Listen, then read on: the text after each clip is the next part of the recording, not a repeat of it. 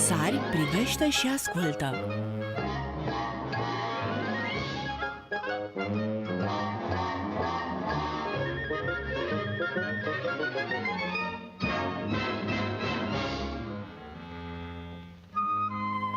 Grădina zoologică.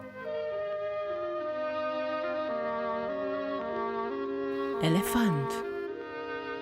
Cufărul elefantului. Hienă râzătoare. Cangur.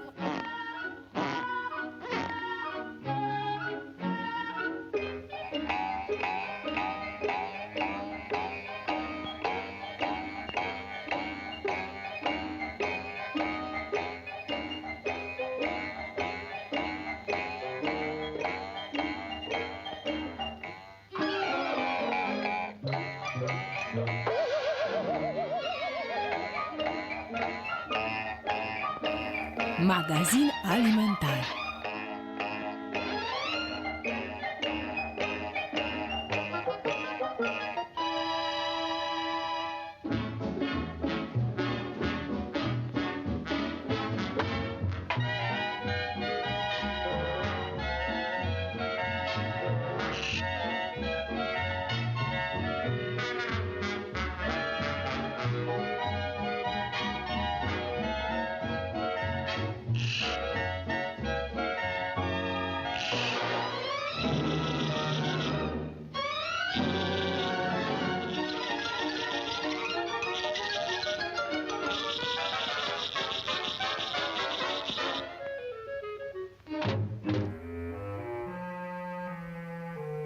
Sfântă varsule, prea mic?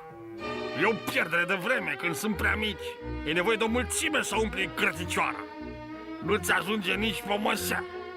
Gaura asta e terminată.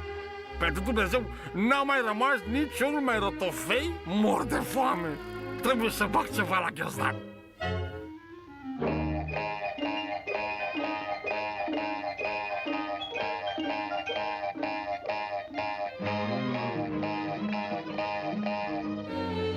Șoareci!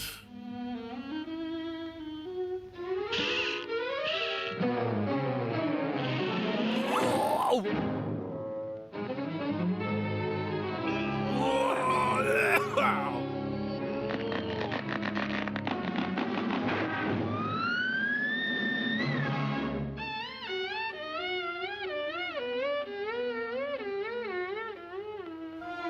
Un șoarece uriaș! Un mastodont musculos!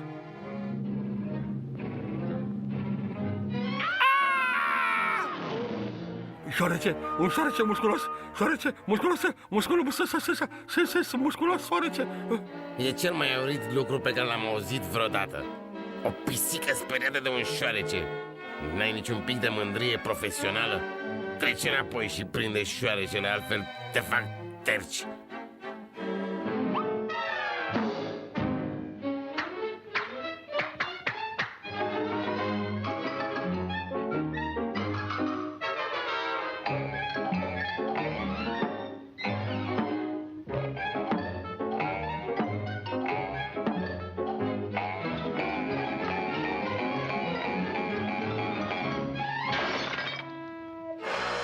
Te-ai furișat afară, a? Parcă ți-am spus să prinzi șoarecele. Să-ți intre în cap mâța, că doar e pentru binele tău. Trece înăuntru și lovește. N-am crezut niciodată că poate fi așa de complicat să fii pisică.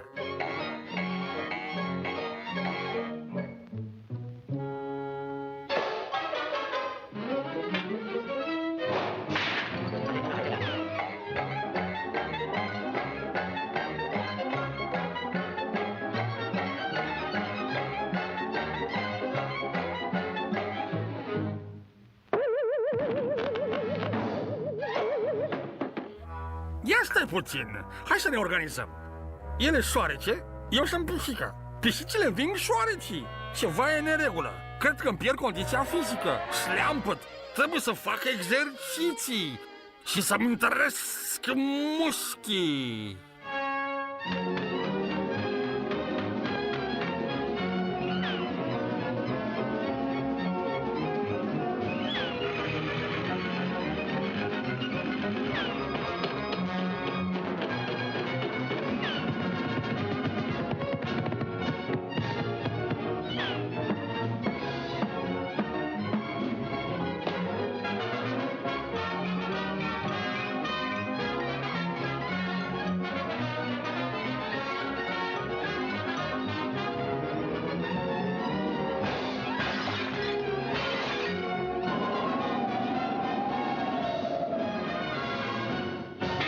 puiule! Te-am căutat peste tot. Ștergeți lăbuzele și treci în casă. Bine, lașule. Deci ți-e frică de un șoarece prăpădit. Ți arăt eu ce trebuie să le faci șoarecilor.